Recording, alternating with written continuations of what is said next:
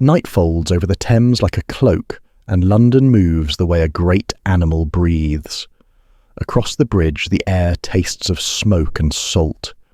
South of the water, lanterns wake along Bankside and throw small gold rivers onto puddles at the edge of Borough High Street. A watchman scrapes his spear butt on the stones and listens. He knows where the city's rules soften and where they harden. A city that forbids a thing, then rents it a room. That is the shape of this shore.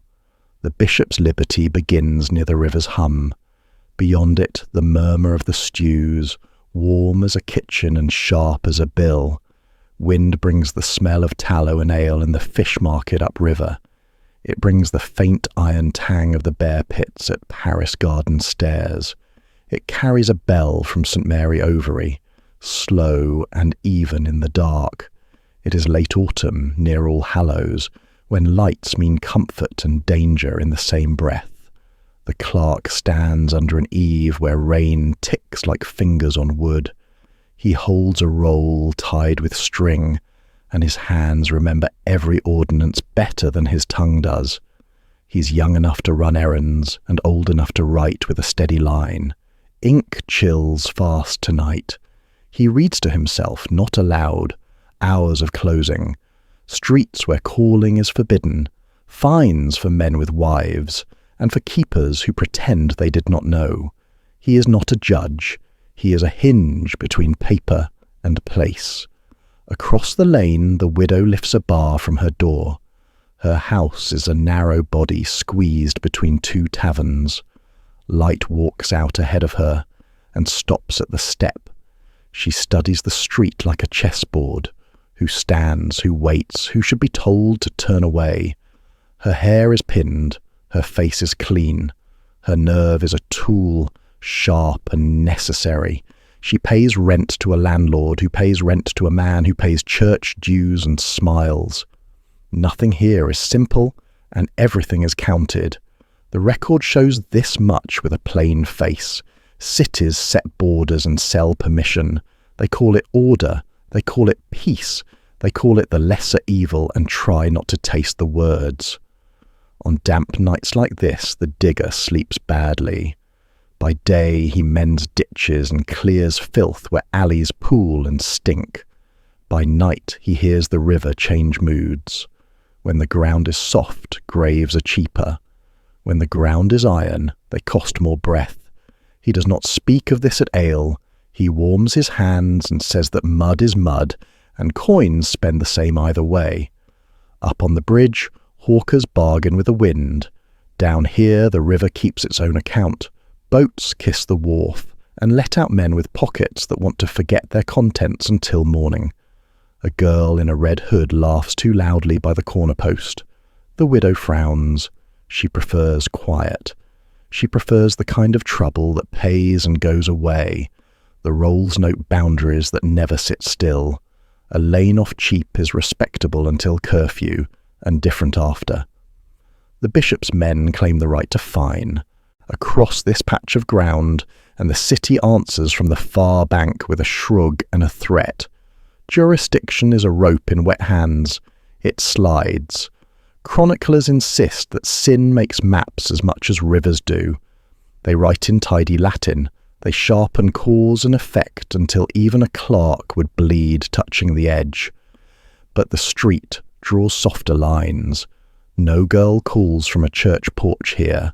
No married man is supposed to cross this threshold. No house opens on a feast day after Vespers, not in a way that can be proved. The widow knows the rules because her bread depends on them. She also knows the creak that means the watch is near. A London letter reports that Southwark sleeps better when vice is herded. It is an argument written like a compromise, and it reads like a boast. Less brawling, a counsellor says. Fewer knives, another answers. In the same letter, a line about fees is tucked where a godly eye might skip. Will suggest that this shore collects both pity and profit. Coins leave as alms from men who need to speak forgiveness into a hand. Coins arrive as dues to a house that needs wood and bread and a doctor in Lent. All of it winds back to paper. On nights between Michaelmas and Martinmas, the rain hangs close to the ground. The clerk steps across the plank footbridge near the Clink and listens for the sound of his own footfall. He remembers that a rule is only a rule if someone will say it out loud to a face. He remembers that a fine is only a fine if someone will take it. He delivers the roll and receives a nod and a loaf. The widow thanks him without asking which writ concerns her house tonight. They both know. Doors stay shut an hour earlier on holy eves. She will lose coin now and keep trouble later. She has learned to like that trade. Across the water, the tower stands like a thought the city never stops having. Its stones are a kind of sentence. On this bank, sentences are written on skin and linen, and in the pitch of voices. Men from the shambles pass through and do not linger. A sailor's step carries the sea even on dry boards. Some come with honest loneliness tied around their throats like a scarf. Some come with hunger and anger pretending to be one thing. The widow can tell them apart in 2 breaths. She has to. The digger passes the door and tips his cap. He knows her from mornings when her boy carried a slop bucket past his ditch. He has family in Kent and a back that makes weather meaningful. He does not judge the house. He judges how the gutter runs and whether the downspout is cracked. He sees how the stones settle. Streets like this will be here when sermons change. A priest crosses from St. Mary Overy with his hood up and his mouth moving. He looks neither left nor right. He does not need to. His parish has as many doors as a rosary has beads. Tonight he is counting. He mutters for souls and for patience for himself. No one bows to him here. No one mocks him, either. Respect is practical. The legend says the church roared and cities obeyed. The record shows arguments trimmed to fit a lane. The clerk reaches a hand under his cloak to keep the roll dry. He thinks of a sentence he copied last week. No woman is to keep a private lover while in service to the house. There was more after it. Something about curfews and fines. He remembers ink on his thumb and the way the widow's voice sounded when she said, "Thank you." He wonders where mercy sits in a rule like that. He wonders who benefits. He is not paid to wonder. He wonders anyway. Night deepens. At Paris Garden stairs, a boatman ties his rope and spits into the dark. A bear groans somewhere behind a wall and a cheer snakes up, where a handful of men paid to watch muscle explain itself. Farther east the river bends toward the tower ditch and takes the smell of fish with it. Shadows kneel where doors open and close quickly. A few words pass in quiet. Coin scrapes wood. A curtain lifts and lowers. The widow turns one man away with a small shake of her head. She does it gently. He does not argue. He does not know why she refused him, only that shame sits lighter than trouble. Inside, a candle guttering in a blue dish throws an honest light. She counts the day's bread. She counts the day's risks. She has a sister in Bermondsey who will pray for her and for the debt that keeps tomorrow possible. She smooths the sheet on a bed and sets a cup upright with a fingertip. She breathes once. Across the lane the clerk tears a scrap to make a note he will forgive himself for losing by morning. He writes a date near All Hallows. He writes 2 words he will not keep in the official hand. Noise reduced. He smiles at his own vanity. He tucks the scrap into a sleeve and steps back into the rain. What matters on this shore is not slogans. It is practice. Borders, hours, marks in cloth, the watchman's measured path, the widow's measured welcome, the digger's measured ditch that keeps a lane from turning into a stream. If you stand still long enough near Borough High Street, you can hear the choreography teach itself. A shout becomes a murmur by rule. A murmur becomes a nod by custom. Custom becomes order until it doesn't. Tomorrow the clerk will carry a new roll. Tomorrow the widow will lift the bar and weigh faces again. Tomorrow the digger will test the ground by heel and know where the thaw will sink first. And in the months ahead the paper will harden. Men with seals will learn new words for old arrangements. They will call it police. They will call it peace. They will write that vice contained is citizenry protected. The street will accept the parts that help it sleep. It will ignore the parts that make sleep cost too much. Stand at the lip of the water and watch. The tide lifts lantern reflections into little ladders. They break and mend with each ripple. A boat noses past the ferry. The night keeps its bargain with the city. Desire pays for its corner, and order pretends it never looks. The truth walks between them with a clerk's tired shoes. The paper shows where to step. The feet decide. Morning finds London sorting its sins like grain. Light pours into St. Paul's Yard, a milk-pale sky caught between tower and roof. At Paul's Cross the preacher climbs his pulpit and looks down at a city already awake. He speaks of appetite and order. He measures mercy by distance. He says a house for vice can keep the lanes steadier than 100 hot vows. Chroniclers insist that thunder from pulpits ruled the streets. The rolls note something humbler, curfews, fines and lines on maps that kept the peace most nights. The clerk listens with the ears of a man paid to remember. He stands near a pillar and counts, not heads, but phrases. He knows which words become ordinances by evening.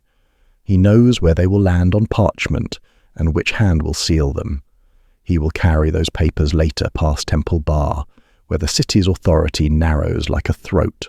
He will walk them along Fleet Street and over the water. He will stop at a door on Bankside, where the widow keeps her candle out of the draught. For now the sermon continues. The preacher borrows an old thought from an older man. Remove brothels and desire riots through houses that would never survive it. Contain them, and you spare daughters who never chose this story. He does not say the name Augustine. He does not need to. The listeners feel the argument like a map drawn on their palms. The record shows counsels speaking in that key, stern and practical. They cite souls and they cite streets. They quote scripture, and then they quote yesterday's reports from the watch. A London letter reports fewer knives in taverns when solicitation is pushed off church porches and into set alleys. It sounds like piety. It reads like policing. After sext, the clerk goes to Guildhall. He sits at a table rubbed down by 10,000 elbows. He unrolls a draft and checks the words that matter most. No calling near church doors, no doors open after compline on feast eves, no keeper to harbour the married. He smooths the page with his palm. He dips his quill. He writes in the voice of the city speaking to itself. He leaves the names blank. Names change. Streets endure. Outside, bells wag their sentences through air that smells of damp stone and hot tallow. Inside, the room smells of oak and ink. The clerk's hand knows its pace. He pauses to blow lightly across a line that carries a fine heavier than the last version. The city has learned where a pen can save a sword. Toward Cheapside, merchants float on the day like corks on a tide. They want rules the way they want weather. Steady, not righteous. They do not care what virtue is called if it keeps a lane passable by dusk. The widow passes under London Stone at noon and keeps her eyes down. She buys bread and salt and looks like any careful woman. Rogation tide nears. Processions will wind past doors that should remain shut. She will lose coin and gain quiet. She has learned the math and prefers the answer with fewer shouts. Will suggest a second economy walking beside the first. Coins given for forgiveness. Coins paid for permission. A loaf left at a parish gate to sweeten a record that will one day be read by a stranger. The record shows both roads feeding the same chest. The clerk eats standing, half a meat pie cooling in his hand. He reads the new copy again. He hears a sentence click into place like a latch. The liberty across the river may claim different customs, but the city expects harmony and practice. Jurisdiction is a word that tastes of iron. It ends arguments and begins others. He tucks the sheet away and goes. Rain thins into mist as the afternoon leans toward vespers. Near St. Magnus by the bridge, a fishmonger swears that sinners make better customers than saints. He winks and pays his toll. The bridge shakes with carts and talk. The clerk lets the noise choose his walking rhythm. He thinks of the widow's face when he last brought a writ. She read it with a mouth that did not complain. She weighed the lines like meat on a scale and decided what to serve and what to salt for later. Across the water, St. Mary Overy lifts its tower above the roofline. The bishop's men keep their own clocks. They read their own books. They prefer their fines counted in their own baskets. The city tolerates this because custom is older than any mayor. The widow tolerates this because rent is a language older than either. Chroniclers insist that church and city wrestled like giants for souls. The record shows smaller gestures, 2 sets of clerks swapping copies, 2 sets of watchmen nodding when they pass at the ferry. On Tower Hill, a market forms without asking permission. People like clusters. Law dislikes clusters that break the view of authority. The clerk notes that too. He is always noting. He cannot stop. He crosses into Southwark while daylight still has colour. A preacher finishes an afternoon homily outside St. Saviour's, reminding the crowd that Lent is a promise to behave even when no one is watching. He looks tireder than he sounds. He blesses with a hand that remembers how many doors he cannot knock on this season. The widow returns with her sack. She steps aside to let a water carrier pass. She stops to greet a woman from Lambeth Marsh who brings herbs. They do not speak long. They never do in alleys where words can be turned into evidence. She uses a word older than sermons. Quiet. The herbs will help a cough. They will not cure loneliness. The rolls note that feast days carry heavier penalties if the rules are broken after vespers. The clerk hates that line for reasons he cannot name and copies it anyway. He is a pipe through which law flows. Pipes do not explain water. He reaches the door with a blue dish candle. He taps and waits. He passes the parchment inside, as if it weighed less than it does. The widow reads while the street pretends not to look. She touches the edge with one finger. She nods once. She thanks him with a voice that means both cooperation and complaint. She will shut an hour early for All Hallows. She will keep her girls close to the hearth on Sundays. She will turn away the man who smells of marriage. She will survive. A man staggers past with ale thick on his breath. The digger catches his elbow before it catches the stones. He sets the man upright and gives him the direction that leads away from trouble. He does it without judgment. He has shoveled more shame than most men ever see. He knows where people fall and why. He knows that rules mend streets the way stitches mend cloth, visible if you look, and blessed when you do not think about them at all. Dusk thickens.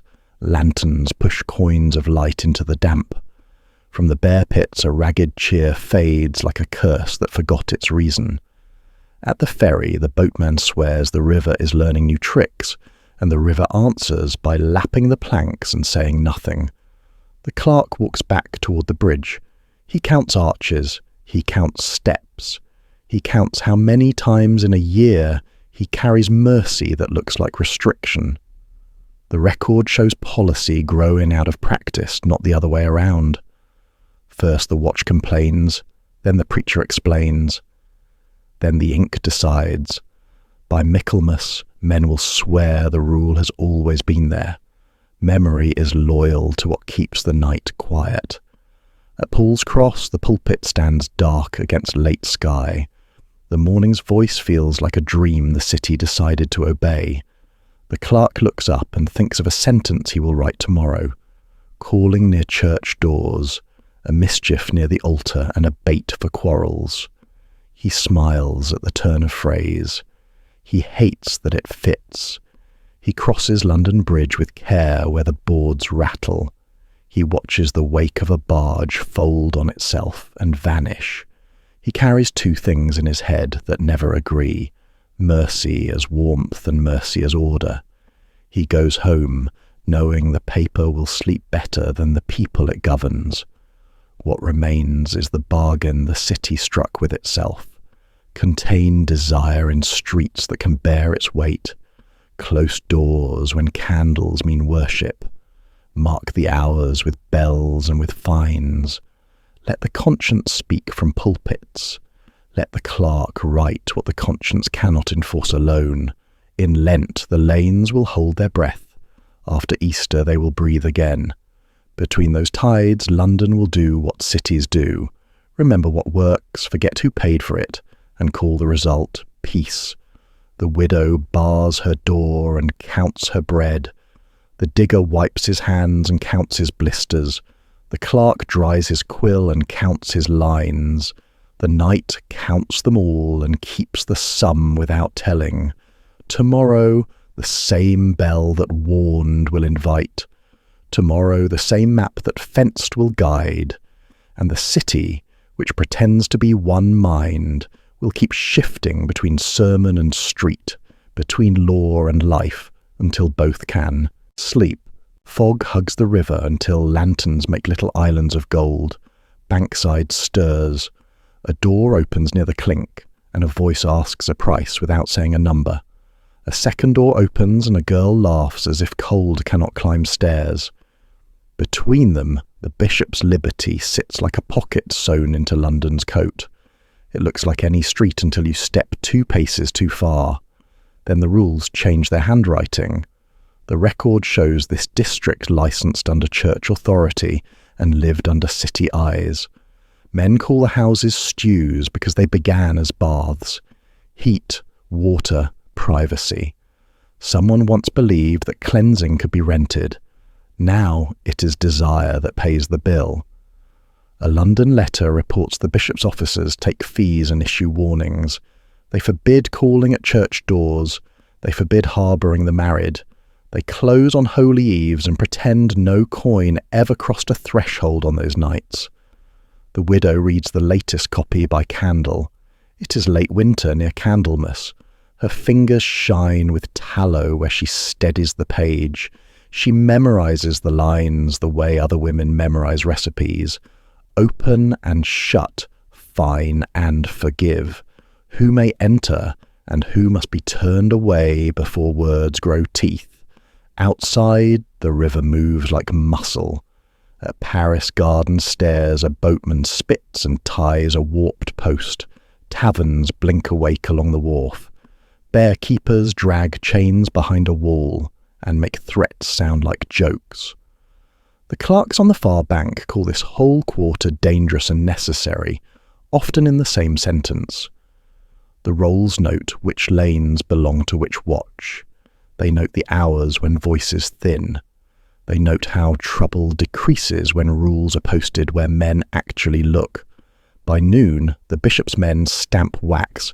By dusk, the city's beadles stamp mud. Between the two, the clerk walks with his bundle. He keeps the papers dry under his cloak and the dates straight in his head. He knows which lines were softened in the margin last month. He knows who asked for that mercy. He knows which word was sharpened again when a fight near the ferry turned too red. He knows that law breathes because streets do. The widow bars her door a heartbeat longer before she lifts it. She has learned to greet officers with a calm face and a clean threshold. She has also learned that a clean threshold proves nothing and prevents much.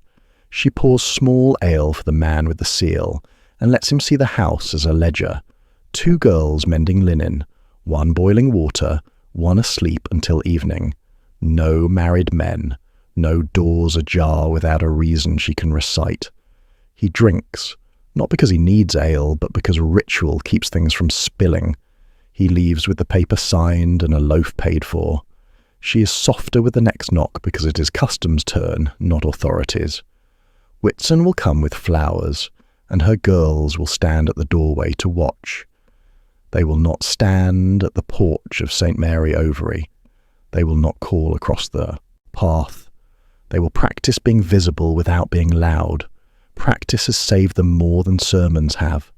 Chroniclers insist London feared this shore. They write of corruption and collapse and souls sold like meat. The street tells a duller story. A widow hires a washerwoman from Lambeth Marsh because sheets do not clean themselves. A smith from Tooley Street pays for a warm room in November because the fog reached his bones before he reached his house. A sailor pays to remember he is alive. A carpenter pays to forget he is poor. The digger pays for nothing here. He walks by on his way to the Tower Ditch and counts how many doors are open before curfew. He counts because ground teaches counting. He sees how water chooses the lowest course.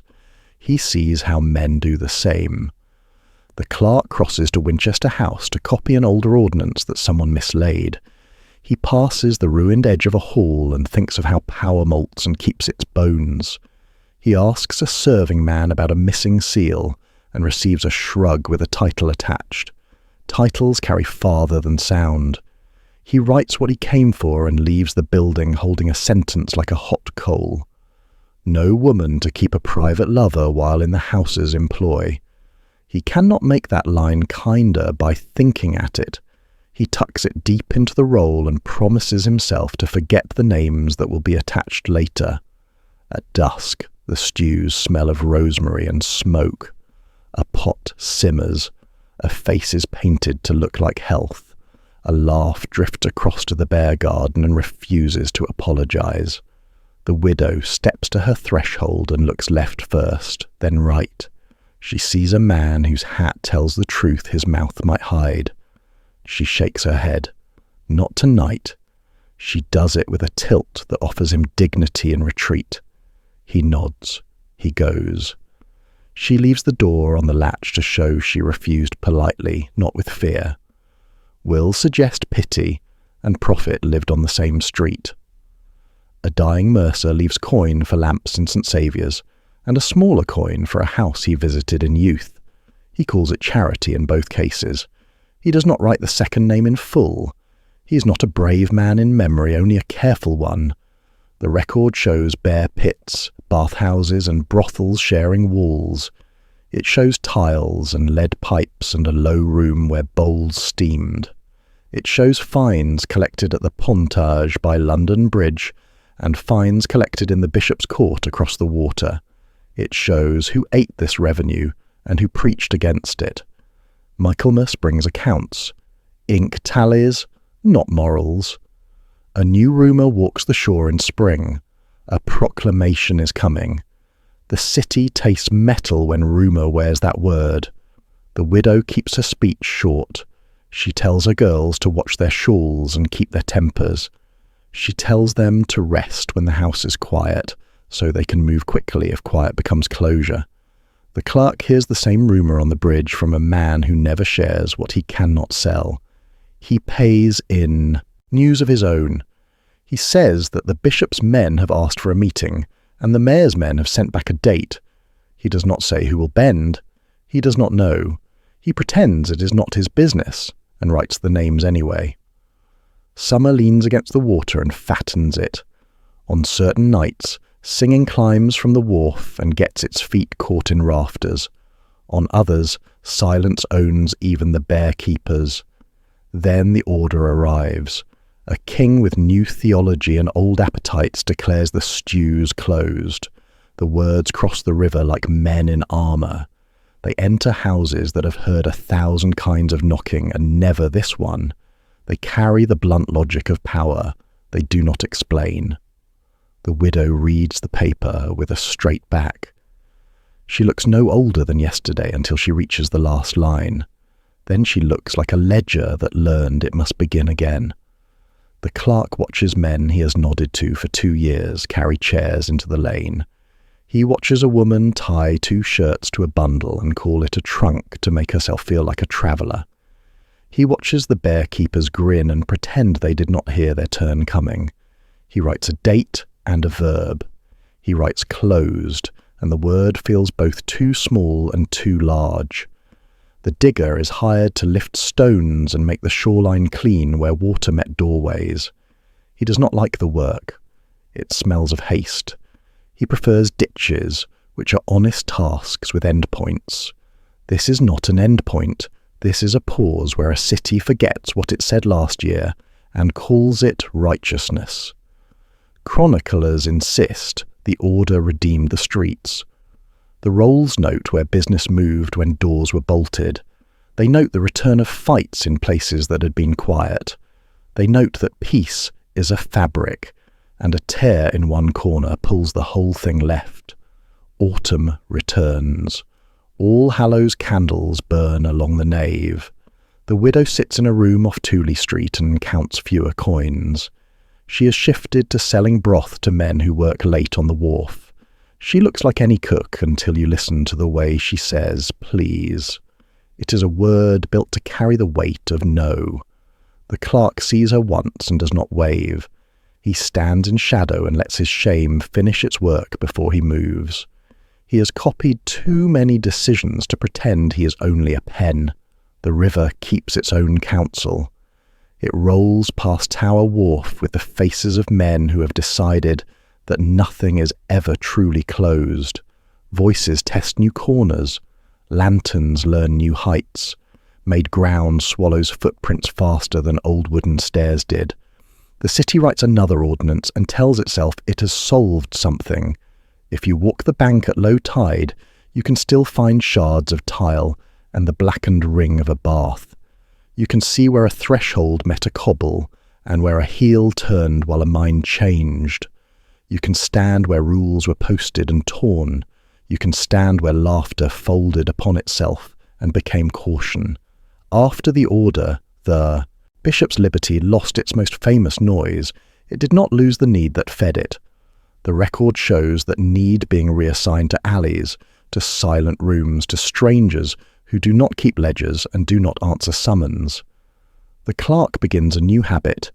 He writes the word hush in the margin of any law he suspects will move a thing rather than end it. He should not. He does. He hopes the word will keep him honest when the city forgets. He folds the page. He crosses the bridge. He breathes the smell of tar and fish and a holiness that never reaches quite as far south as Paris Garden. He keeps walking. Memory writes the stews in larger type than they wore in life. That is how cities work. They enlarge the corners where their maps went soft. They call those corners warnings. They also call them history. What remains is a short list. Borders fail when they cost more than they calm. Fees ring louder than sermons. Desire finds the lowest ground. And paper, which thinks it is master, learns again to be a witness. Dawn leans over a ring of stone and timber, and the town wakes with the sound of keys. Nördlingen keeps its circle unbroken. St. George's Tower holds the pale light like a candle cupped by a hand. Near the city wall a narrow lane turns once and ends at a door with iron studs. The sign above is plain, a house with a city seal. A Frauenhaus. The record shows this door belongs to the council before it belongs to anyone inside. Rent is paid to the Rathaus, not to a private landlord. Rules are posted where even a nervous eye can read them. Hours for opening, hours for shutting, clothes to be worn in the street, places where calling is allowed and where it is not.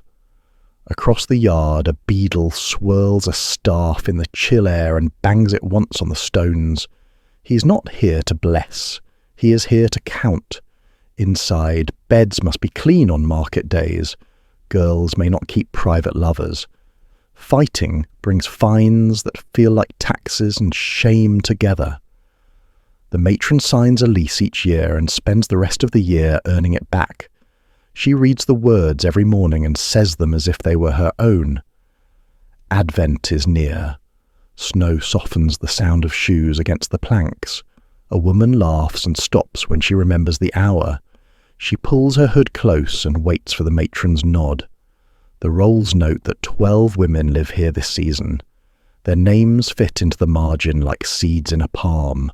One will speak more than the rest by winter's end. She will not ask to. She will be asked. The clerk in London hears of this house by letter. It passes through the steel yard, stamped and handled by men who prefer accounts to sermons. He turns the parchment into English with a pencil line above each phrase. A municipal brothel, he whispers, and the words taste like a tool. Back in Nördlingen, the rat house room smells of wool and old beer. The council sits with their hands folded into their sleeves. A scribe warms his fingers over a brazier and stares at the page as if it might speak first. The woman they summoned stands straight. She tells them the truth, and the kind of truth that protects her. She says the matron took more than her share. She says a guard struck her when she asked for a day to heal. She says a man with a good cloak returned twice, and then told the matron she was lazy when she begged for less work. She says and says, because the questions do not stop when answers arrive. A tanner from the market square coughs and looks at the floor.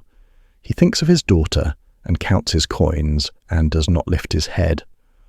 Chroniclers insist that municipal brothels made cities clean by making vice legible. The record shows other lines on the page, debts, bruises, small mercies written in small script. The beadle says he kept the lane clear. He says he stopped a brawl. He says he turned away a boy who lied about his age. He says it like victory. The scribe writes it like procedure. By the city wall a ditch runs brown and steady. The digger shoulders his spade and grins at the frost that makes ground honest. He thinks of graves only when someone makes him. Most days it is drains and ruts and the places water chooses, when no one tells it otherwise. He passes the Frauenhaus and nods at the shutter. He does not judge from the street. He knows what rules are for. They keep underfoot from becoming underwater. On Saturdays the lane smells of tallow and rye, and the leash of a dog that hates its job. The matron checks linen with 2 fingers and sends a girl to the bath. She checks her accounts with 3. A quarter to the house. Pay the lease on St. Martin's Day. Send meat to the constable when he grows sentimental about purity. Send meat to the priest when he grows sentimental about souls. Do not send meat twice the same week. Advent comes in hard and clear. Bells hang their notes in the cold and let them freeze. The council meets again. The woman who spoke last time speaks again because the questions return wearing a new coat. A man named in the first deposition arrives and calls his shame a misunderstanding. He wears a hat that argues for him. Hats in this town argue well. The scribe keeps his ink from cracking by breathing on it. He writes debt as if it were weather. He writes injury as if it were grammar. He writes duty as if it were bread. Augsburg watches from a distance, as big cities do. Along the Lech, water braids itself into canals that turn wheels and wash hides. There too the council leases houses and prints rules on paper thicker than most prayers. There too a woman tied to a contract learns to call survival compliance and compliance virtue.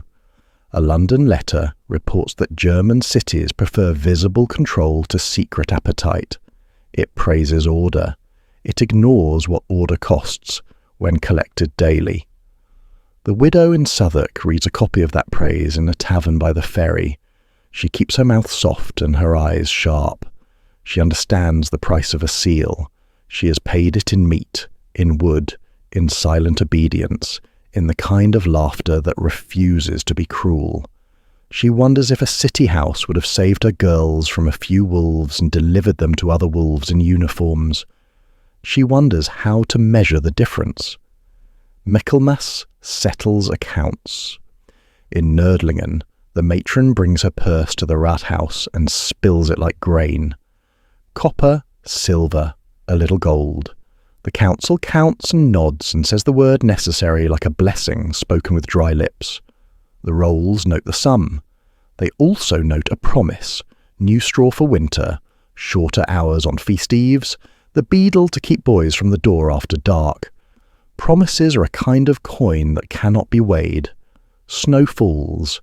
The woman who spoke finds her name in the margin again. She is fined for a quarrel she did not start.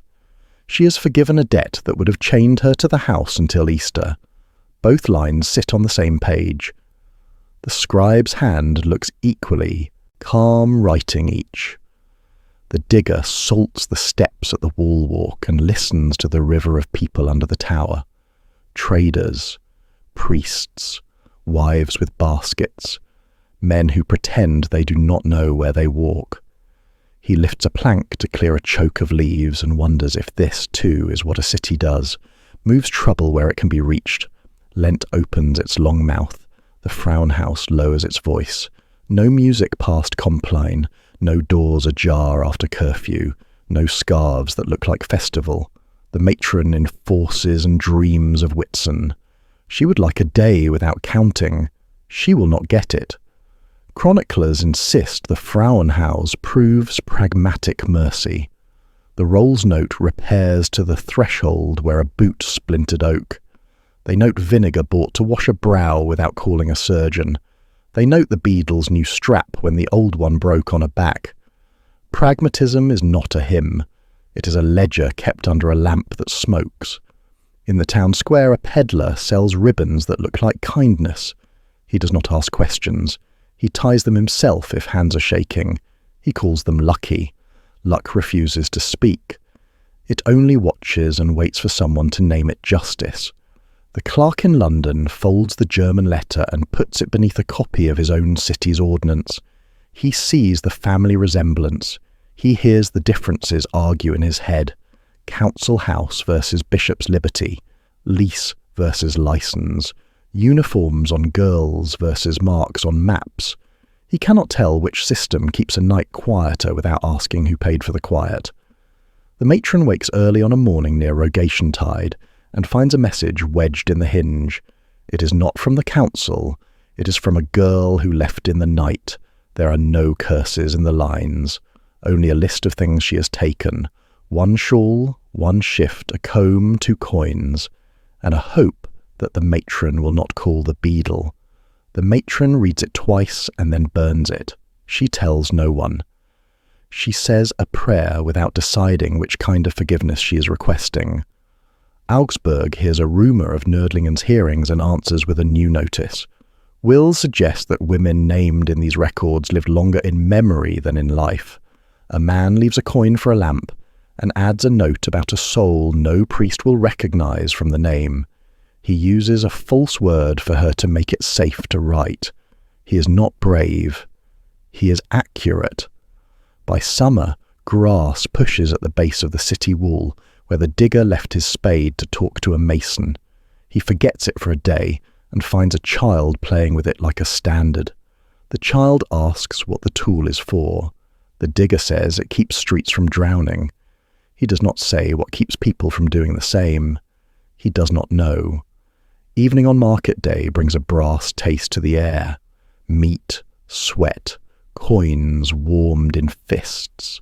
The Frauenhaus breathes to the rhythm of shoes on its stair. The matron keeps count. The beadle keeps the lane. The council keeps the lease. The scribe keeps the names. All of them keep the peace as if it were a fragile thing set on a sill to cool. The record shows a house owned by a city to manage vice it cannot end. It shows rules that look like fences and behave like paths. It shows women making a life out of law and luck. It shows men calling that life necessary and believing the word because it costs less than pity. Night settles against the wall. St. George's Tower darkens by easy stages. The matron bars the door and listens to the quiet with her hands around a cup. The digger passes under the arch and touches the stone for warmth. The clerk blows out his candle over the letter and wonders who sleeps better. Cities with houses like this, or cities that hide the same work behind doors that pay no rent. He cannot answer for them. He can only write down what people do when they are trying to live until morning. The lagoon smells of salt and tannin when the city wakes, and Venice opens its shutters like eyes. Carampane sits low by the bend of the canal, a knot of lanes south of the Rialto where the water thinks in tight turns. Here the law prefers alleys to speeches. A notice nailed near Campo San Cassiano sets the stage in ink that the damp cannot quite eat. Solicit only in these streets. Keep to these bridges. Do not call from church steps. Do not lure under arcades where honest trade must breathe. The record shows the Republic laying thread through a maze and telling desire to follow it. A woman in a saffron scarf steps to a doorway and does not cross the threshold. Her heel remembers fines better than her tongue remembers prayers. She does not speak until a passerby slows. She does not touch. She points with her chin toward a room that has learned how to hide its sound. The house leans toward the canal like a secret shared with water. A city statute records that the face of the work must never block the flow of the market. Markets are sacred here. Commerce is liturgy. Across the bridge, the Fondaco dei Tedeschi yawns open to river trade, and men who count barrels count glances without admitting it. Carnival nears. Masks will bloom like arguments. The line between permitted and forbidden will dissolve into painted wood and breath. Then Lent will sweep the colour off the streets like a stern hand. Between those tides, Carampane keeps its own calendar. Chroniclers insist Venice loved spectacle more than it loved order. The rolls note the opposite in smaller letters. Lantern routes patrolled, fines collected, a bailiff's boot print dried in salt at Ponte delle Tette. Here the city once told women to show what sold, not to abolish the trade, but to move it where jurors could see it. The theatre of modesty wears many costumes. Florence argues with different tools. Stones mark quarters. Sumptuary laws mark bodies. On a morning near Corpus Christi, flags lean over Mercato Vecchio, and a notary in Via del Proconsolo copies a statute about veils and fur and the cost of looking like luck. Women attached to the houses across the river in Oltrarno may not wear ermine. They may not ride with music. They may not pretend to be ladies by any measure the eye can weigh. Will suggests the city punished fabric to avoid punishing flesh in public. Shame travels better when it is stitched. In Venice, a bargeman noses along the Grand Canal and hears laughter from a window with shutters kept almost closed. He looks away on purpose. Looking is a kind of testimony in courts that like to ask what eyes did. A Venetian notice reports that soliciting on bridges is a tax on traffic and a sin in the same breath. It is the first word that persuades men who run boats for a living. The clerk in London holds a copy of these laws sent by a factor who sells wax and wants to impress a customer with learning. He traces the names of bridges with a dull knife. He imagines the map like thread laid over water, then thinks of Bankside and smiles without joy. Different city, same bargain. The widow reads a traveller's tale in a tavern by the ferry and hears about a place where officials draw lanes around desire as a fisherman draws loops around eels. She listens without envy. She stirs broth and asks whether the fines are heavier than the rent, and the man shrugs. He does not live there. He only passed through. He is already turning his story into coin. Back in Carampane, scent does the work sermons fail at. Rosemary above a door suggests cleanliness that cannot be proved. Vinegar in a bowl whispers about precaution with a voice borrowed from apothecaries. A barber passes with a linen roll under his arm and promises discretion for a fee that takes 2 fingers to count. A city decree records the hours the houses may breathe and the hours they must hold their breath. Across Rialto, a merchant weighs pepper and thinks of the price of quiet streets. He donates to a confraternity with one hand and pays a fine with the other. He tells himself both coins buy the same piece. He is nearly right. Night presses into the seams of the district and leaves its signature on shutters. A watchman's lantern writes the law in yellow across damp brick. He pauses at San Cassiano and listens to water argue with steps. He knows the sound of a crowd before it becomes a crowd. He prefers ink to shouting. He knows where the quick route to the bailiff's door begins. Chroniclers insist courtesans ruled Venice for a season each year. The city books insist the council ruled every season with the patience of tides. Masks do not change the pen, they only distract it. In Florence, a priest passes the baptistery and refuses to turn his head when a pair of girls cross Ponte Santa Trinita, speaking low. He counts steps and sentences, and believes that naming sin is half the cure. He also believes that walls keep lives from spilling into one another. He blesses both beliefs and keeps walking. A notary's hand shows the small economies inside the houses. Split the fee, buy oil, buy bread, set aside for the physician called discreetly, pay the city on time and the neighbourhood in favours. Do not fail at either if you wish to sleep. The widow appears in a memory the clerk cannot shake. Her doorway in Southwark was a ledger. This doorway in Venice is a ledger written in water. He writes a note to himself that records what he cannot carry into law. Systems are costumes. People live inside them. Carnival breaks open like a bright nut. Feathers and paste jewels, painted lips, laughter spilled from balconies. The Republic tolerates excess, so long as it stays on schedule. A patrol winds through the maze with the bored attention of men who have learned which streets behave. They linger where Ponte delle Tette meets a curve of canal, and then move on as if the city itself had nodded. When ash marks foreheads and the last song fades, Lent makes the lanes thinner, doors thicken, voices learn the shape of whisper again. A statute tucked in a ledger says that houses will darken during processions and show respect to the saints with silence. Respect is a tax. Silence is receipt. Florence answers with cloth. On Via del Corso, a woman is fined for lace too daring by half. She was no one's girl, only a wife fond of beauty. The city cannot tell the difference by sight and does not try. The rolls note the coin and end the story there. A bargeman ties at Riva del Vin and sees a boy light lamps one by one as if he could convince darkness to wait. A singer in a doorway holds the last note of a love song and turns it into a sales pitch with a practiced final word. Boat wakes, slap the stones, and the sound writes everything twice. In this echo, the law hears warning and advertisement.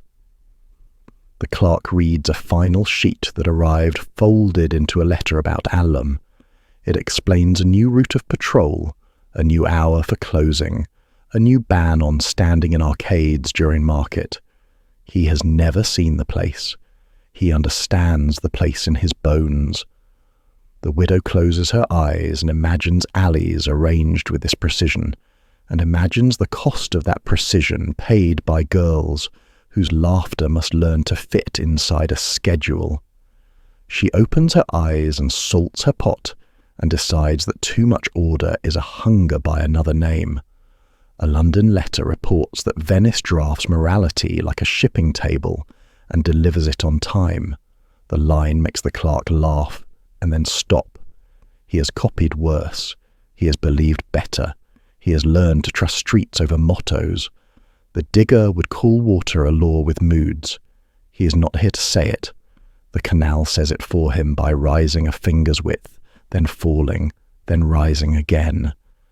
Near midnight, the lanes of Carampane look like folded ribbon.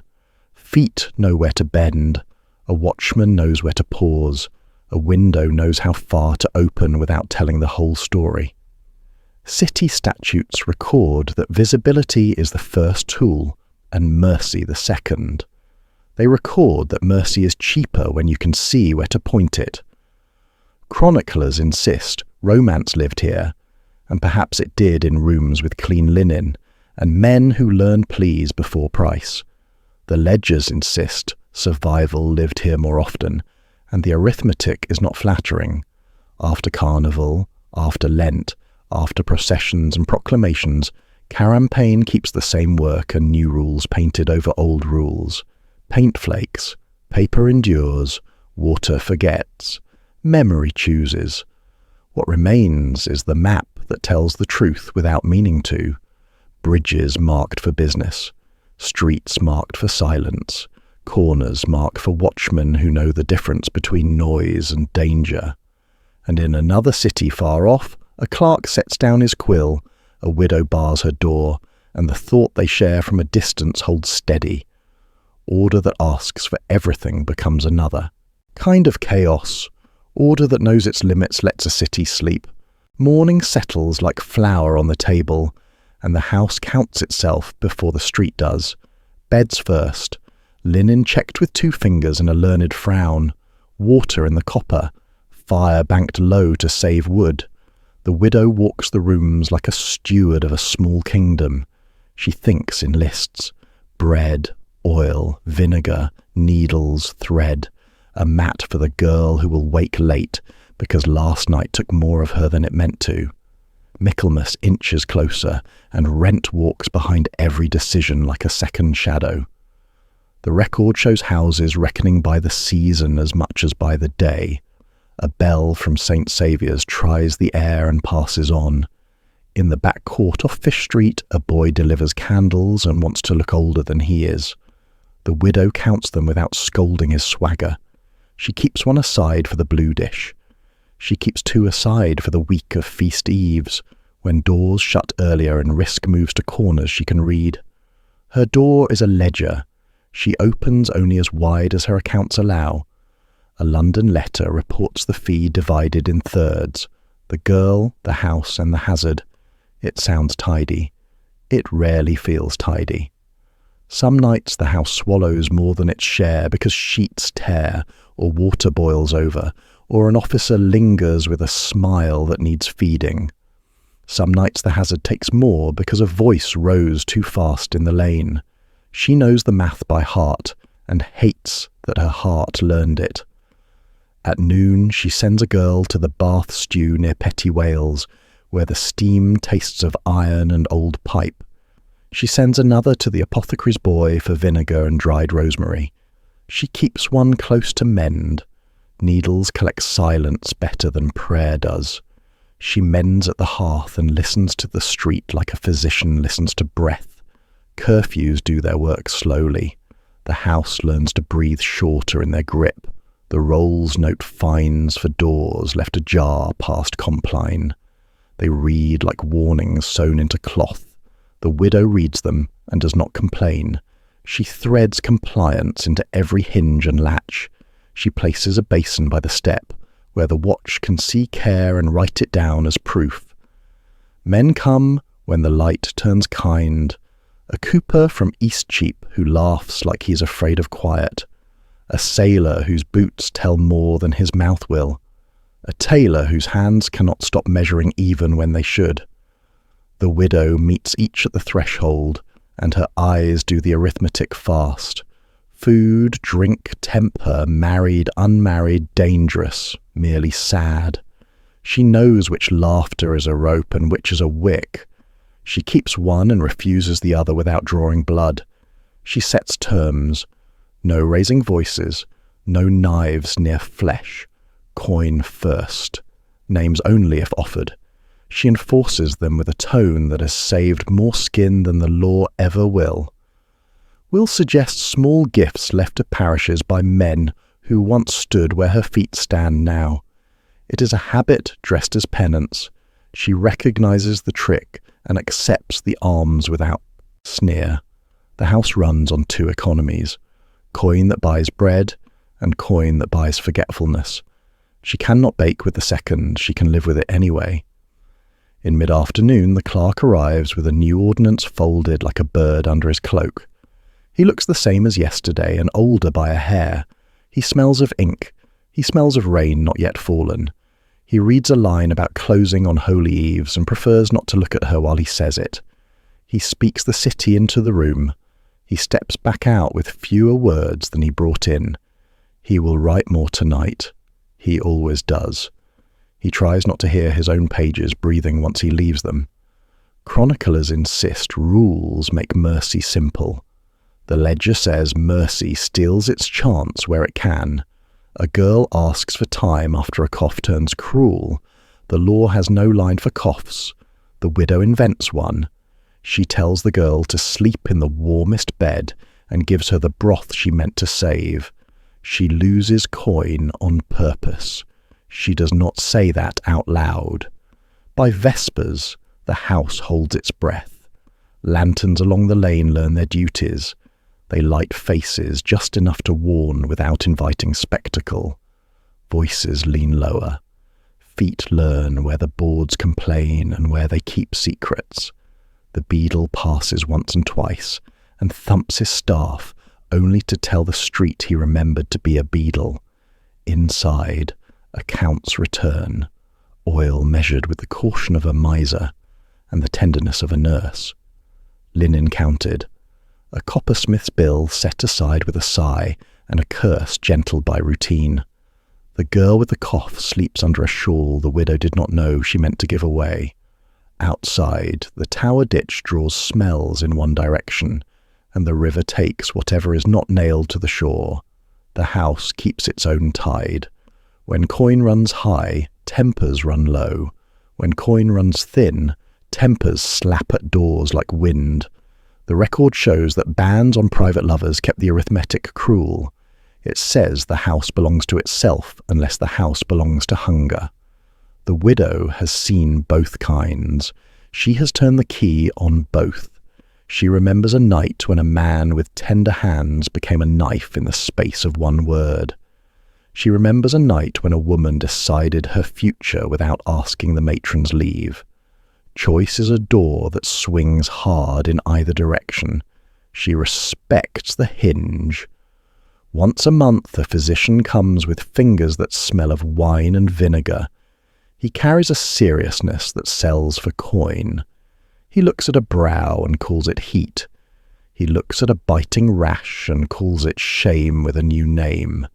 He tells the widow to keep air moving and water hot. He gives 2 rules no house can obey at once. She pays him anyway. He leaves with a measured bow. He will return. Everyone returns to a house that treats routine like a sacrament. The girl from Petty Wales comes back spared of the steam and looks like she has changed her skin. She has not.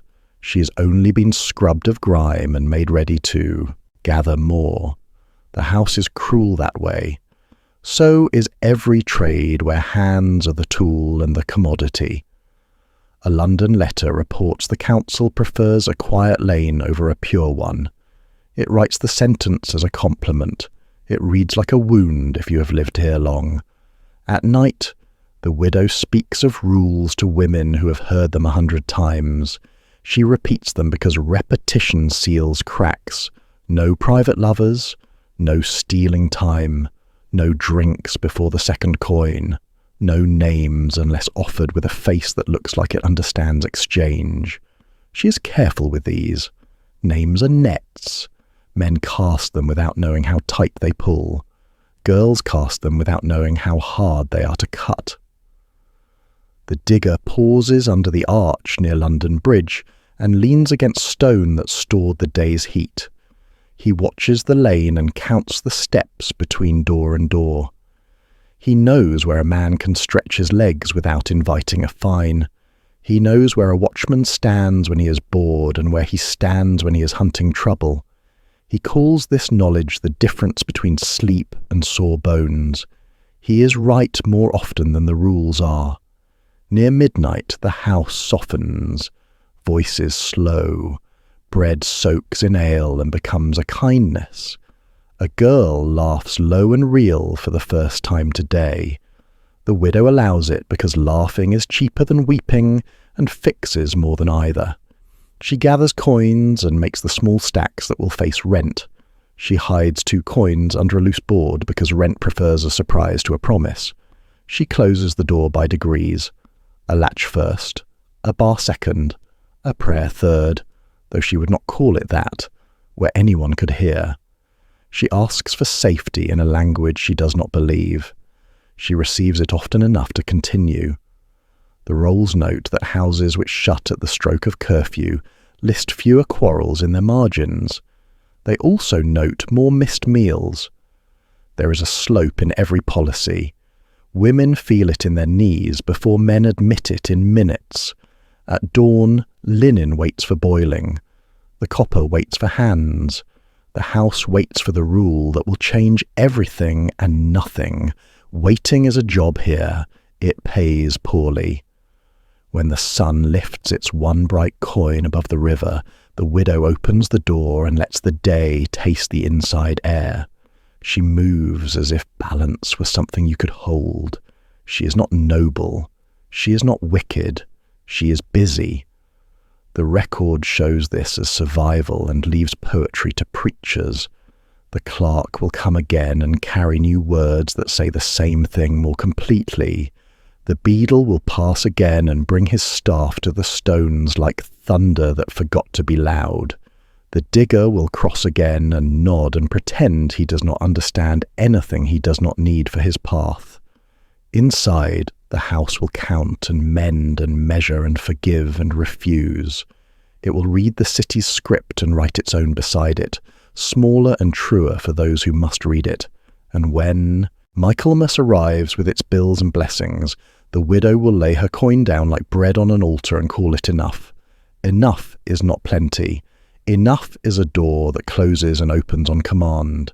It is the one luxury the house will keep, if it can.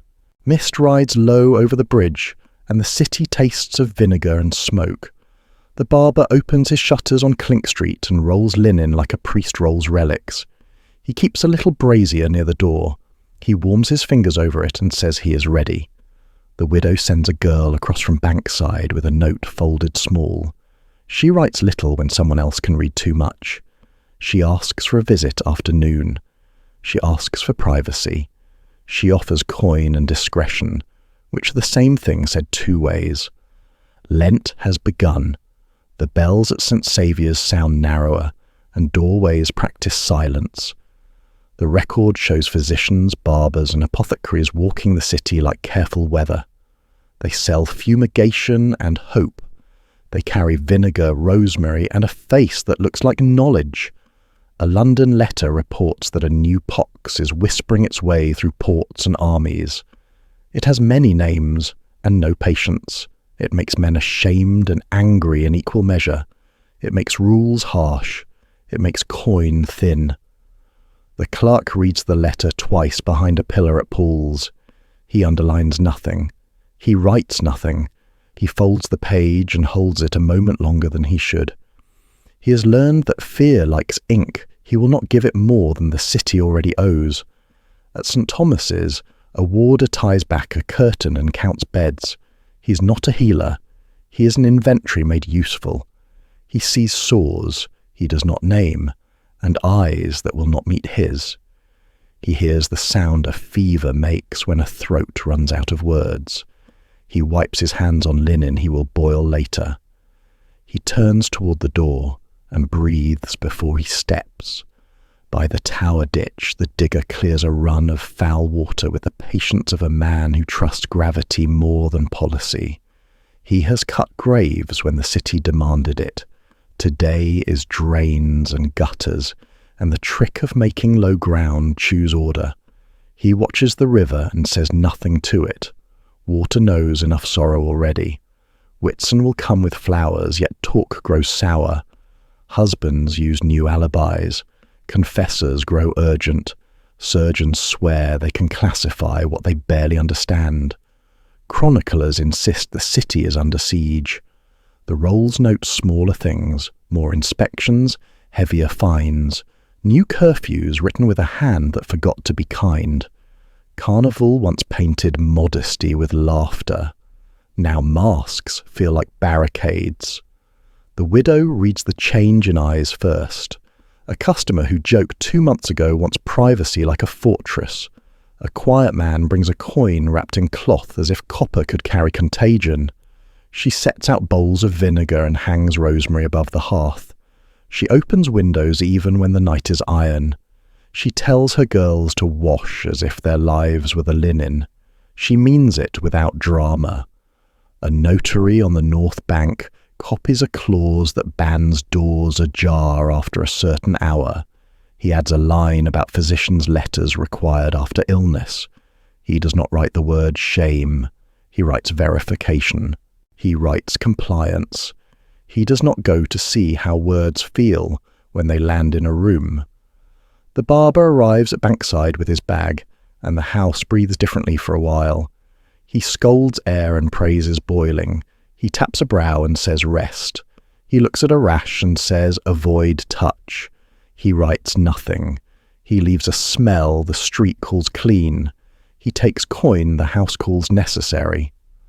The clerk walks past the bridge gate and counts lanterns. He thinks of Naples and soldiers and stories that cross water faster than trade. He refuses the comfort of a single cause. He has watched too many rules pretend to be cures. He stops at the ferry stairs and listens to water push its old argument against wood. He walks on, slower. The record shows ordinances tightening when disease finds pronouns. Houses must shut earlier. Women must present proof of health. Barbers must report what they see. Surgeons must speak the language of seals as well as wounds. The beadle likes the new lines because they make his rounds feel sharp. He thumps the staff and hears his own importance in the sound. The widow likes none of it and obeys most of it. She needs quiet more than she needs pride. She loses coin to buy time. She keeps a back room for rest that looks like confession. She says no twice as often and hopes no one counts. On evenings near Michaelmas, the air smells of rain and hot metal. Men from Eastcheap walk shorter routes. Sailors from the Pool of London talk longer and say less. Rumour wears a physician's coat and a preacher's voice. It sells remedies with one hand and warnings with the other. A London letter reports fewer licences signed across the river. The clerk tallies the drop and pretends the numbers are only numbers. He knows better. He hears the quiet under the quiet. He writes a note in his own hand and hides it under a leaf of blank. He writes, doors closed, and leaves the date without digits. The digger is called to East Smithfield to repair a fence along the old ground. He hates that field and loves it. It taught him how the city measures grief. He sets a post straight and looks back toward the river. He tells a boy not to run there, then remembers the boy is himself from years ago. It is easy to forget where you stand when memory overlays the map. The barber scrubs his hands in a bowl that has cooled. He feels old. He is not old. He is tired of pretending certainty. He goes to St. Bartholomew's for a word from a surgeon who collects second opinions as if they were charms. He receives a shrug dressed in Latin. He prefers honesty naked. He walks out and buys bread. He eats it standing. In Southwark, the watch passes with a new gait. Less swagger, more calculation. They ask for papers with a care that tries to resemble kindness. They are not unkind. They are thorough. A girl coughs behind a wall and holds the sound in her teeth. The widow hears it and decides today's arithmetic is mercy. She moves work away from that room. She tells a story at the threshold that makes turning away look like choice. She takes the loss and keeps the house. She knows the cost of pretending. Chroniclers insist the new disease made cities moral. The Rolls note it made them meticulous. They list hours with more teeth. They list garments with more scorn. They list the names of women more often than the names of men who paid. The clerk hates that sentence and copies it anyway. He believes the truth belongs on paper even when it disgusts him. He goes home late and cannot sleep. He counts breaths until morning. By Advent, the apothecaries sell little bags that smell of saints' days and doubt. People carry them like keys. They whisper passwords made of herbs and hope. They open nothing. They console everything. The barber sees one of the widow's girls in church and looks away. She looks away too. They are both being kind. They are both failing someone. The record shows closures after proclamations. It shows exceptions after closures. It shows that appetite and despair keep walking when ink thinks it has built a wall. The digger slides his spade into mud and watches it lean, then settle. He thinks laws are like that. Push, give, hold. He thinks men are like that too. He rarely says what he thinks. He prefers the sound of earth agreeing with him. On a cold night before Epiphany, the river is full of stars and tar. Boats move as if the water were thick. Lanterns sketch a chain down the current. The widow bars the door early. She boils water and leaves a ladle where a hand can find it in the dark. She sets coins in small stacks like little prayers. She is not devout. She is serious. She knows faith by other names. She waits for the cough to stop. She waits for morning. She waits for laws to learn the difference between danger and noise. She will wait a long time. The clerk stands on London Bridge and watches a barge slide under his feet. He imagines the city as a body. He imagines disease as a tutor that charges too much. He imagines mercy as distance, air, light, quiet. He imagines law as choreography. He wishes choreography were kinder. He goes home as the watch calls the hour. He will write again tomorrow. He always writes. The record shows that cities price desire, then reprice it when fear raises the market. It shows that care becomes a schedule and love becomes a rule. It shows that houses learn to breathe in shorter lines. It shows a widow who chooses the slow path to survival and pays in coin and patience. It shows a barber who keeps washing until his hands forget softness. It shows a clerk who hates his sentences and writes them well. When dawn comes thin and grey, the city looks cleaner than it is. That is the point. That is also the problem. Men will say the order worked. Women will say the night passed. The truth will say both are correct and incomplete, and the water, which does not accept praise or blame, will carry the city's tired reflections east, where no one asks which rules saved which lives. Lantern light paints law onto cloth, and the night learns how to read. A watchman in Strasbourg turns onto Kremergasse and lets his lamp test a row of faces. He is not hunting words. He is hunting fabric, hoods, veils, bands. Colours a council picked like signs on a road. The record shows sumptuary rules built to make bodies legible at a glance. The logic is blunt. If desire hides in alleys, the law will drape it in cloth and call the city safer. A woman crosses the street without hurry. Her hem is plain. Her hood is the colour the ordinance allows for her house. Not pride, compliance. The mark feels like gravel in a shoe. Small, constant, never missed for long. She keeps walking because walking is a profession now. The rolls note inspections at gates and corners. They note fines for lace that wandered where it should not. They note tailors fined for disregarding a rule they memorized and disliked. On Altermarkt in Köln, a beadle taps his staff and points to a scarf a shade too bold. He is patient. He has practiced patience until it looks like kindness. He writes the fine onto a tablet, and the woman nods as if courtesy could shrink a number. The tablet does not care. Badges make policing visible. They also make humiliation efficient. The widow in Southwark hears of new talk across the river and adjusts before paper arrives. She tells her girls to keep to plain wool in the colours that pass without echo. She buys a length of dull cloth from a stall near Eastcheap and makes 3 hoods from it, with the thrift of a woman who bargains with winter. A London letter reports that clothing marks reduce quarrels. It does not say whether sleep grows easier under marked linen. It does not ask. At Paul's Cross, a preacher lifts a sample hood and scolds its brag. He calls texture a temptation, fur a fire. He is witty about sleeves. People laugh. They also listen. By Michaelmas, a notary copies a new clause about what wraps may be worn in lanes near churches. He writes the sentence twice because the council wants no doubt to outlive the ink. Chroniclers insist these laws defended modesty. The rolls note they also protected views. Arcades must stay clear. Porches must not be markets for whispers. Bridges must belong to traffic first, hunger second. The clerk bends over the page and feels the old friction in his ribs. He believes order has value. He knows how often order spends that value on spectacle. He copies anyway, because paper is the memory the city trusts. He adds nothing. He subtracts nothing. He seals.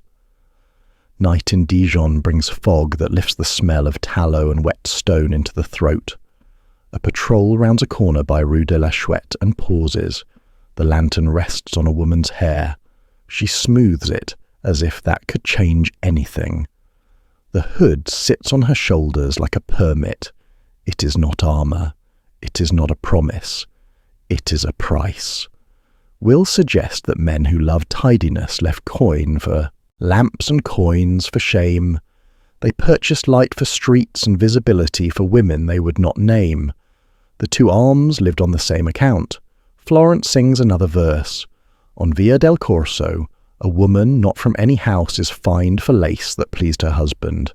The statute cannot tell the difference a home knows in an instant. It swallows the fine neatly and prints a line that proves nothing. The widow takes that lesson to heart. She trains her girls to look ordinary when ordinary buys more peace. She teaches how to stand in a doorway like a question the street need not answer. She teaches how to wear a hood as live furniture, not a flag. She hates the lesson. She teaches it cleanly. The record shows councils outsourcing shame to tailors. A cuff is a sermon that never stops. A colour is a bell when no priest is near. Badges promise the public it will not be surprised. Badges teach the wearer surprise is forbidden. Near All Hallows, London air grows thin and metallic. Watchmen count lanterns along the bridge and let their light rest on faces that prefer shadow. The clerk delivers a file to the ferry and stands a moment longer than his errand requires. He watches a pair of girls pass a beadle without being noticed. He tries to decide whether relief belongs to the girls or to law. He cannot decide. He walks on and pretends that indecision is wisdom. In Strasbourg, a tailor spreads a bolt of cloth and feels his livelihood shrink. He can sell skill. He cannot sell taste anymore. Taste is now a misdemeanor. He sews a plain hem and charges fairly. He slips a better stitch into a sleeve because he cannot help telling the world how well his hands can speak. No one finds him for that. The law cannot see it. Shame operates best where eyes are trained to look. Around Rogation Tide, processions move through city hearts. Windows darken, doors close. Hoods and bands fill streets like a mute choir. The people look uniform from a distance and disobedient up close. A loose thread dares a bead of light to catch it. A hand lifts and drops a veil with the timing of a prayer. The digger leans on a wall near London Stone and watches a watchman lecture a milliner about shade and stripe. The talk is low and businesslike. It does not sound angry. It sounds like a purchase completed without joy. The digger thinks of trenches that carry water away from houses that would drown. He decides these garments are trenches with seams. They guide sight as drains guide rain. They keep floods from forming where powers do not want them. He is not impressed. He understands why cities build them. In Köln, Altemarkt empties toward Compline. A bailiff slots a slate into a pouch and rubs his thumb where chalk steals skin. He does not hate the women he finds. He does not pity them either. He is busy. He believes busyness is a kind of innocence. He is wrong. He is human. A London letter reports fewer brawls near church porches. Once marks become common, the clerk reads it and notes an absence. The letter does not mention laughter. It does not count smiles that shrank for caution. It does not record how a hood bends a spine half an inch lower. It cannot. Numbers are honest and incomplete. The widow trims a band by candle. She makes the edge neat because neatness protects more than charm does. She tells a joke. The room loosens. Then the beadle's staff knocks and she slips the band onto a shoulder with a touch that looks maternal. She opens the door with a face that could sell bread. She treats humiliation like weather, noticed, endured, not worth arguing with while it falls.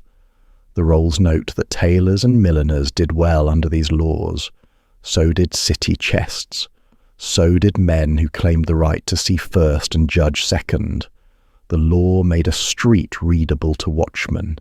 It made some women illegible to themselves. Chroniclers insist that visibility deterred sin. The record shows it concentrated it into zones that could be taxed and policed. Arcades clear, bridges brisk, porches peaceful, alleys heavy. The much advertised quiet was true. It simply moved noise to someone else's window. By Candlemas, frost sharpens cloth. Colours lose their warmth and look more like signs. A girl stands near Borough High Street in a hood the widow listed in her accounts as ordinary. She is not ordinary in any way that counts to people, only in ways that comfort rules. A man passes without pausing. Another pauses and speaks softly. The choice stays where it belongs, at the threshold. The badge does not stop choice, it gates it. In Dijon, a woman hangs her marked cloak by a hearth and feels lighter for 10 breaths. Then she remembers to put it on again before the door. In Strasbourg, a councillor defends the code in phrases he loves too much. He uses the words calm and decency and order. He forgets to say grief. He forgets to say hunger. He is also busy. He is also human. The clerk finishes a copy and lets the sand fix the ink. He writes a private note beneath the last line, where only his sleeve will touch it. Wills suggest pity and profit lived on the same street. He cannot file that sentence. He can carry it. He will carry it until something heavier makes him set it down. The widow folds 2 hoods onto a shelf and counts breaths to calm her hands. She thinks of Whitsun and light and a window opened wide. She thinks of a feast day where doors must close and a badge must show its face more than hers. She thinks of sleep as a kind of law that finally keeps its promise. The digger turns toward the river. He likes water because it does not pretend to be fair. It only goes where ground tells it. He takes his spade and walks into mist that makes men equal for a street's length. Behind him, cloth continues its work. It regulates sight. It modulates shame. It pays the city. It buys a little quiet for houses that must survive until morning. The record shows that badges and borders made streets easier to manage. It shows they made people carry more of the city's conscience on their backs. Order arrived. So did silence. Some nights, silence is safety. Some nights, it is only another kind of noise no one is brave enough to name aloud. At dawn, a parchment hangs from the post at London Bridge Gate, fat with seals and brief with mercy. A beadle reads the words aloud and then again, as if repetition could soften them. By noon, copies cross to Southwark under cloaks that smell of wet wool. At Paul's Cross, the preacher's voice tightens like a fist. He says, reform. He says, cleansing. He says that vice must not wear a city's livery. He does not say where hunger should go when doors close. The clerk sits in a corner of Guildhall with his quill held still. He can hear the new writ breathe. He has copied softer laws and meaner ones. This one has no corners for negotiation. Close the stews. close them to night. The record shows a royal hand deciding what habits centuries could not unwind. Bankside listens with its shoulders. Lanterns are trimmed earlier. A rumour hurries down Clink Street and trips on its own feet. The widow reads the posted order without touching it. She stands a moment too long near Winchester House and feels the river's damp through her shoes. Then she turns toward Tooley Street and begins to count out loud. Beds, candles, linen, bread, debt, girls, safe paths, a cousin in Bermondsey who owes her a favour. Coin, always coin. The rolls note carts on Paris Garden stairs, hauling chairs and shutters into daylight. They list fines for doors left open after the hour, as if disobedience were furniture.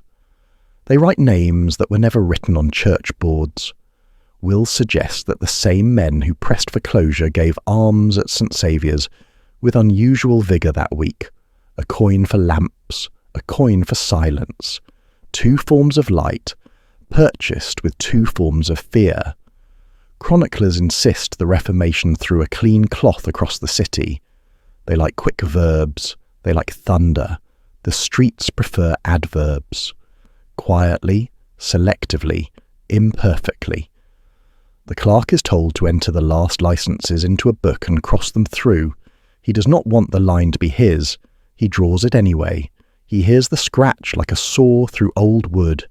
He seals the book and sets it among others that will outlive him. Across the river, keepers lift bars and carry them like spines that forgot their duty. A tavern owner laughs too loud at nothing. A bear-keeper boasts that his pits will never close. His grin is an oath and a bluff. The widow lays a pot on the fire in a room that suddenly looks too small. Broth, bread, prudence. She will sell warmth and quiet for a time. She will teach her girls to cross the map differently and to recognise the corners where the law likes to pretend it cannot see. She will not say the word survival out loud. On Eastcheap, a guildsman praises the order and pays for a private room 2 streets away. His mouth calls the city pure. His hands draw curtains. He believes neither quarrels with the other. He is not unusual. Near All Hallows the bells sound flatter, as if metal remembered dust. The beadle's staff finds every stone. Between Borough High Street and the ferry, he is thorough. He believes thoroughness is mercy. He believes many things that work in daylight and fewer that work at dusk. The record shows that business moved when doors were bolted. It lists fines in alehouses that never needed watchmen before. It lists brawls outside parish yards that once slept like wells. It lists new routes taken by men who thought new laws would give them new selves. The digger is hired to tear down an awning and patch the ground where a threshold once taught feet to pause. He hates the work because erasing is a noisier trade than building. Boards splinter, tiles remember. Old steam leaves its smell in stone. He straightens, rubs his back, and watches the river carry dust past Tower Wharf as if loss weighed nothing. A London letter reports that piety and peace returned to Bankside the week the notice went up. It leaves out the hum behind shuttered rooms near the Minories. It leaves out the knock that is heard and not recorded. It leaves out the ledger's absence where danger grows in the dark. The clerk knows that absent ledgers make cities bold on paper and blind in lanes. He writes a private line and hides it under a leaf. Peace moved. It did not multiply. He cannot file the sentence. He can only carry it. A preacher in Southwark holds up a hood and a habit and says both will be outgrown by better laws. He believes himself while the words are leaving his mouth. He does not visit Tooley Street after Compline. He is sincere and limited. In Strasbourg, a council tightens marks and calls it clarity. In Zurich, a patrol grows new teeth and calls it grace by another name. On the Thames, a boatman shrugs and points to rents. He says the river will always know where people go when told not to. He is right often enough to stop boasting. The widow learns a new trade without surrendering the old. She runs a lodging that calls itself decent in the day. It is decent in the day. At night, it is a corridor of choices written without ink. She keeps a list in her head of men who must be refused because law now loves public examples. She keeps a second list of women who can be moved to cousins until the fever passes. She stows away a third list with no names on it. That list is prayer by another name. The rolls note prosecutions near St Magnus and at the foot of London Bridge. They savour the word remedy. They do not count the coin that moves across thresholds in new directions. They cannot. Counting requires ledgers. Ledgers require permission. Permission has been folded and sealed and declared a sin this season. The clerk finds himself copying more sermons than statutes and wonders when pulpits became archives. He wonders when his job turned into binding words that wanted to burn. He wonders whether a city can repent of a corner. The digger returns to East Smithfield to set a gate that will keep stray feet from holy ground. He stares at the grass and remembers winter trenches and the sound of names whispered fast. He thanks the gate for asking nothing of him but craft. He is tired of laws that want posture as much as labour. At Michaelmas rents come due and nothing comes easy. The widow lays coins on the table and counts them 3 times. She pays for the room she sleeps in and for the room that pretends it is empty after dusk. She pays for news from a watchman's cousin who speaks before his staff does. She pays with a smile that has learned to be shorter. She feeds girls who have learned to be quieter. She calls it keeping a house. She refuses to call it losing a city. Chroniclers insist doctrine made streets straighter. Perhaps the record shows that shadows learned new habits. It shows that shame changed its uniform. It shows that danger grew where silence earned interest. A notary drafts another proclamation. He adds, flourishes as if ink were theatre. He does not know who he is performing for. He writes closes with a hand that likes closure too much. He loves the neatness of a decree. He has never had to live under one that erased his rent. By Advent the wind knifes up the Thames and the bridges turn to instruments that play only one song. The clerk moves slower. He is careful with his hands. When he crosses to Bankside, he does not look for faces he used to know by doorway light. That would be cruelty. He looks instead at the way the river holds the city in its long palm without comment. He finds that honesty gentler than the triumphs he is asked to copy. The beadle peers into an alley and sees nothing. He writes nothing. He goes on. The absence comforts him.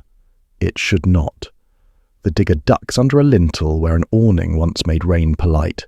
He misses the way street sounds used to float there and turn into something like a lullaby. Now sound runs fast and brittle. He keeps walking because ground needs him. Ground always needs him. On the last Sunday before Christmas, a small procession winds through Southwark, with candles that fight the air. Hymns climb and fall. Windows dim for reverence. Doors that once closed for curfew now close for law. The difference looks holy for an hour. Then the hour ends. The widow sets out bowls and calls the food soup, not charity. A sailor eats and says nothing. A man who wore the wrong ring once now wears none. A girl hums an old song until she notices her own mouth and stops. The record shows a city that claimed victory by rearranging silence. It shows another city across the water learning to be proud of a quiet it did not measure. It shows people stubborn in their routines, which is how people live through decrees. At year's end, the clerk opens the great book and runs a finger down a column of crossed lines. He feels the ridges where the pen bit hard. He closes the covers and sets the weight back on its shelf. He leaves the room and breathes as if air were a thing he could polish. He will not copy any more licenses. He will copy what comes next. Paper does not sleep. The river does not either. Between them, a city practices the new choreography. It looks clean from the bridge. It sounds careful in the lanes. It is both, and it is neither. What remains by lamplight is a ledger without pages and a rule with no patience. What remains by morning is need. It will not vanish. It will walk the new routes until maps pretend they were always there. And when someone asks years from now how the stews were closed, many will answer with a writ. Many will answer with a sermon. The street will answer with a shrug and a redirect. The truth will sit between them, unbothered by certainty, waiting for a pen finally brave enough to write what everyone knew and no one wanted to hold. Fog lifts from the river like a thought finally spoken, and London looks startled to hear itself. Bankside wakes without its old noise and learns a quieter grammar. Windows think before they open. Doors open only as wide as a practised hand. The widow lights a fire in a room off Tooley Street and sets a pot to forgive the cold. She sells broth and beds in a kind voice that does not travel. Her house no longer answers to a seal. It answers to rent, and rent answers to everything. A boy carries kindling past the Clink and pretends the postern is a castle gate. He will grow and learn that castles and markets are both walls with mouths. He will learn which mouths never close. The clerk crosses London Bridge with a bundle of papers he dislikes and respects. He copies proclamations he did not vote for and ordinances he sometimes argued against in the only way clerks argue, by asking for a better verb. He thinks of Paul's Cross and voices that try to sound like thunder. He prefers sentences that carry their own light. The record shows pages sewn with fines and closures. It shows dates beside names that refuse to be remembered. It shows care and cruelty married on the same line, then build together. He seals what he must and keeps a small book for notes no seal claims. He writes memory there. He writes doubt there. He writes the lines he knows will not be filed. Chroniclers insist the stews died in a day. The rolls note a season of unfastening, then a year of quieter corners. They note brawls that moved, not vanished. They note a watchman learning new alleys by heart. Near East Smithfield, the digger sets a post and ties it square. His back has learned all the sermons stone can preach. He nods to the ground, and the ground answers by holding. He likes work that answers. He mistrusts words that only announce. Winter leans into the tower ditch and makes the air taste iron. A sailor spends his coin on a room and bread and the right to be nobody. The widow takes his money and gives him sleep. He will wake and leave no lesson behind. He is still a person. He is not a chapter. A London letter reports that peace returned to Bankside, as if peace were a traveller who missed his stop and, embarrassed, came back. It lists fewer knives near Borough High Street and more candles in St. Saviour's. It does not count quiet that hurts. It cannot. Numbers do not hear. In Strasbourg, a council stitches a new badge into law and calls it clarity. In Venice, patrols redraw bridges on a schedule and call it mercy. In Nördlingen, the Frauenhaus renews its lease at Michaelmas and calls it necessary. Systems rename themselves. Lives remain the same length. The widow teaches her girls to travel in pairs and to carry a story ready for the watch. She has become the kind of woman other women ask for directions from. Her map is practical and unholy. It marks doors that open and doors that open only once. It marks where to stand if. A beadle arrives with questions and where to look when you answer. The legend says the church roared and cities obeyed. The record shows bargains written with careful hands and spoken with careful mouths. A city is not a throat with one voice. It is a body that argues with itself until morning. Lent drifts closer, and the streets practice reverence. Windows dim for processions. Stalls fold early. The clerk copies a clause about darkening lamps during devotions and thinks of the widow's lamp that does not know what season it is. He thinks reverence is easier asked than given. He copies anyway. He's not a rebel. He's careful. He believes care does more good than fury most days. Wills suggest pity and profit lived on the same street long after the writs. Executors pay for lamps and call it love. They pay for benches and call it order. They never write the names that mattered. They never do. The digger watches Thor loosen the city's edges. He knows where cobbles sink first. He puts his spade under them and raises them like stubborn questions. He fixes what he can within arm's length. He knows that is the honest size of most salvations. On a hungering afternoon, a woman from Lambeth Marsh brings herbs and news. The widow buys both. She listens to the rumour that a new constable believes in spectacle and files it under danger. She listens to the rumour that a priest preached mercy longer than usual and files it under rare. She cooks. She counts. She decides who eats before dusk and who sleeps before speech. The rolls note that houses like hers survived by changing names. They became lodging. They became kitchens. They became the thing a city can bear to bless. Survival is a talent the law does not list. At Paul's Cross, the pulpit stands bare against a sky that cannot decide whether to be merciful. The clerk sits on a bench and reads nothing for a whole hour. He thinks about the lines he drew through old licenses and how the pen cut deeper than paper. He decides to keep his small book. He decides to write down what law could not say without blushing. He writes, peace moved. He writes, shame learned new clothes. He writes, danger likes a dark corridor. He closes the book and feels less alone. Chroniclers insist that history is a verdict. Streets insist it is an echo. The water insists it is a mirror. All three are true enough to be useful. By Whitsun, swallows turn the river bank into grammar. They stitch air to water with threads you can almost see. The widow watches them and allows herself a half-minute of beauty for free. Then she counts wood. Then she sets prices. Then she reminds a girl not to trust a smile that arrives before the coin. A London letter reports a magistrate scolding a tailor for daring lace. The city applauds. The city forgets. The city sleeps. It is good at sleep. The record shows sleep purchased by women who could not afford it and men who preferred not to think how it was made. The digger sits on a step near Winchester House and rests his hands. He shares bread with a boy and tells him how to read a ditch before it turns into a river. He does not talk about the stews. He talks about slope and patience.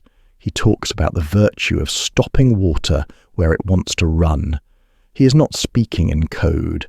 He is passing on a craft. Night washes the last colour from St. Mary Overy and leaves the tower the colour of vows. The widow shutters the window and lays a coin beneath a board. She is too old for miracles and too young to stop asking for luck. She prays in the language of errands. She prays by counting. She prays by deciding. The clerk returns a borrowed folio to Guildhall and lets his fingertips feel the raised scars of old ink. He thinks of chroniclers who will make this decade into a single gesture. He forgives them for the sake of readers who need simple shapes. Then he takes his small book from his sleeve and writes a stubborn sentence. The city did not become pure, it became practiced. He underlines nothing. He closes the book as if to keep the words warm. Michaelmas comes with its scales, rents weigh the year. Mercy weighs less than meat. The digger watches leaves clog a grate and clears it with 2 quick moves. He thinks of laws as leaves sometimes, they fall in beauty and get dangerous in piles. He moves them so the street can breathe. He will do that until his back refuses. Memory chooses its favourite doors. It paints Bankside in colours brighter than it wore. It remembers Carampane as theatre and forgets the fatigue. It calls the Frauenhaus a policy and misses the voice that asked for a day to heal. A London letter reports success and closes with a psalm. The record shows women buying winter straw and men pretending it was summer in their heads. The rolls note a beadle strap replaced and a lantern route extended and a new code for silence will suggest a last kindness left to a parish that never learned the donor's honest face. The river says none of this, and yet it knows. It carries buildings and bargains in its eye like a patient god who refuses worship. Stand by Tower Wharf at dusk, and the water will tell you the one thing it fully believes. Everything moves. That is doom and mercy in the same breath.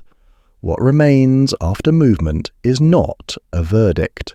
It is a ledger written by many hands and argued by many lives. Paper survives because it wants to. Stories survive because people need them. Between them, truth makes its own bed and sleeps where it can. If you walk the lane by Barrow High Street and listen without trying to decide, you will hear the old map beneath the new one. Not voices exactly. Waits, pauses, the etiquette of looking away and then returning. You will think rule and you will think kindness. You will be right twice and wrong once. The widow will pass you with a basket. The digger will nod once with a face that believes. Weather is the most honest judge. The clerk will cross with his book and a mind trained to hear both hymn and ledger. All three will be busy. All three will be careful. All three will outlast the words people chose for them. The record shows cities drawing lines around desire and naming the lines peace.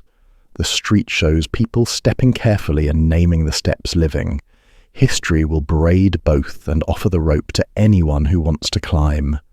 Take it, grip where you can. Understand that some knots were tied by law and some by hunger. Understand that some loosened only when a widow decided, or a digger showed up, or a clerk wrote a sentence no counsel asked for. Stand on the bridge and let the Thames finish teaching. Desire paid for a corner and called it shelter. Order rented a map and called it virtue. The truth walked between them and made a home.